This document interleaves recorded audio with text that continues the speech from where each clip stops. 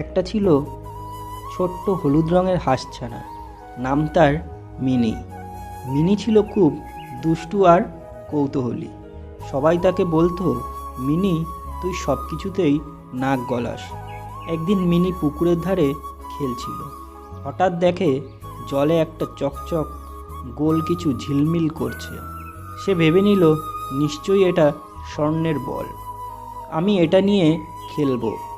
Mini ঝাপাং করে জলে ঝাঁপ দিল আর সেই ঝকমকে জিনিস ধরতে গেল, কিন্তু কাছে গিয়ে দেখলো ওটা আসলে স্বর্ণের বল নয়, বরং একটা বড় রূপালী মাছ।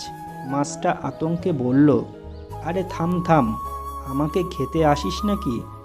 মিনি লজ্জা পেয়ে বলল, না না না, আমি ভেবেছিলাম তুমি খেলনা। মাছটা হেসে বলল, খেলনা যদি লাগে তবে আমার পিঠে চড়, আমরা জলে ঘুরে ঘুরে খেলবো। তারপর কি হলো জানো?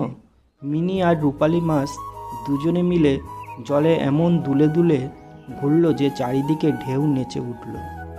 পাশের ব্যাঙ, কাঁকড়া, এমনকি কচুরিপানাও দুলে গেল। সন্ধ্যা হলে মাছটা মিনিকে তীরে নামিয়ে দিল।